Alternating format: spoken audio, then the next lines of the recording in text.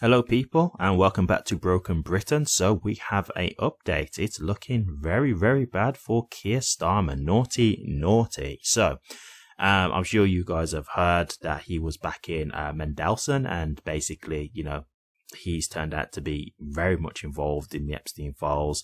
But it seems that there was obviously evidence about this which Keir Starmer chose to ignore. So, it's kind of blew up in his face now at this point. And from what's being circulated, there's basically a whole rally of backbenchers, etc. MPs and the Labour Party are all trying to fight for the position now. So it seems like they're all going to war internally as well, trying to get that spot and replace Keir Starmer.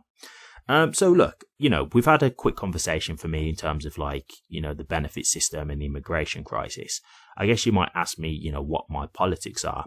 Look, I'll be completely honest with you. My politics aren't really any type of politics at all. When it comes to politics, in my opinion, I really do just think it's the lesser of evils. I don't really think there's any politicians out there who really have our best interests at heart. And I think we've seen that over the years, right? So I don't really put any real big faith into any politician, in all honesty. I think when it's all said and done, they all have their own agendas. I think that's really what it is. But I do look at it and think, well, the Conservatives have made a terrible job. Labour are clearly doing a terrible job. And so, I think, is it a chance for Reform to have the opportunity to see what they could do? I can understand people thinking like that because, we've had two bad parties in for numerous years over time, and it doesn't look like really what they've done has been in any way, great for us.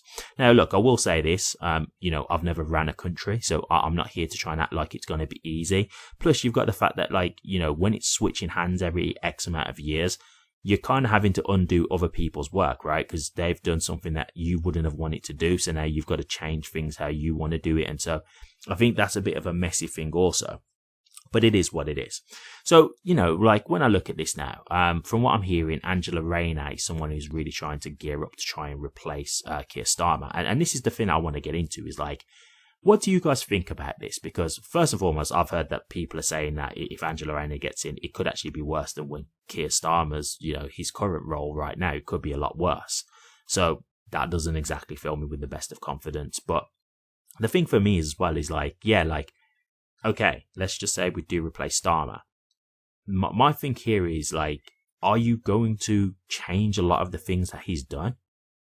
Because we don't just need another puppet being replaced, right? What we need is people who actually look at some of the things that Keir's done and think, we don't like that. Even though we're in the same party as him, we don't like that he made some of these decisions. So we're going to change some of those decisions.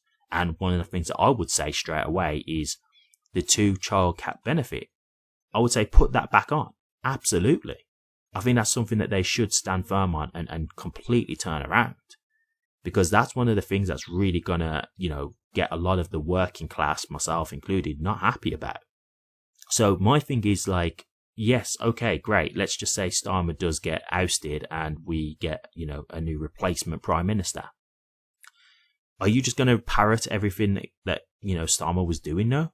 Or are you actually going to look and say, I don't agree with some of the things that Starmer was doing and I'm going to make some changes? Because ultimately, they're still Labour, right? So you would think for the most part, they're probably going to be on the same page about a lot of things.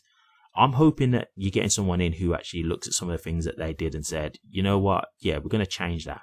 And even just standing firm on some things. One of the biggest problems that you've had with Starmer is that he's been so spineless.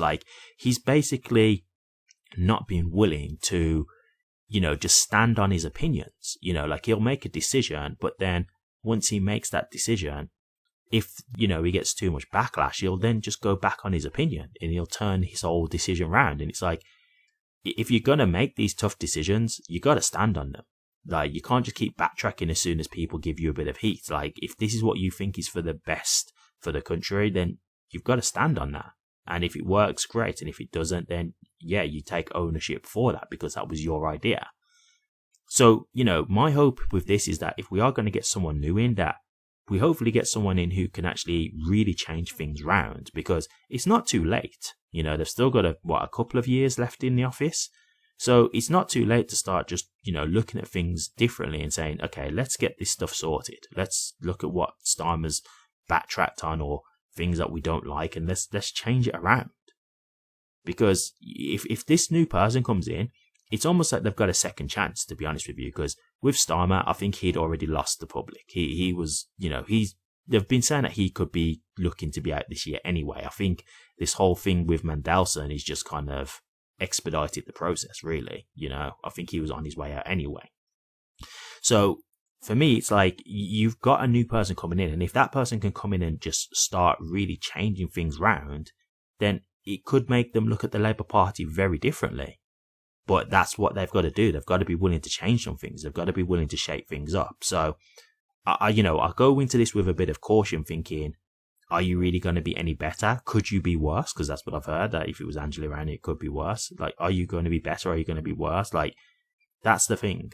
And like I've said, when it comes to politics, it's the lesser of evils for me anyway. So I don't really have that much faith in politics, in all honesty, in the government. Like, I just don't really feel like they really genuinely have our best interests at heart. So it doesn't exactly give me, the most faith either way. But I would love to be wrong. This is one of those things where I would love to be wrong. So I'd just like to hear your guys' thoughts. What do you think about this? Do you think Starmer's going to be out soon? Like, do you think he's literally, might as well get his bags packed now because he'll be gone, like, by the end of the month? Or do you think he'll manage to hang in there? Do you think he's going to stick this out? I don't see him sticking it out personally. I think it's just a matter of how long can he stick it out, but I don't think he'll manage to stay in as the Prime Minister for the rest of, like, the Labour, the Labour's stay until, like, the next election or whatever. But I think he might be able to get away with staying in there like another month or so. It might be like that kind of thing, but it's not looking good for him.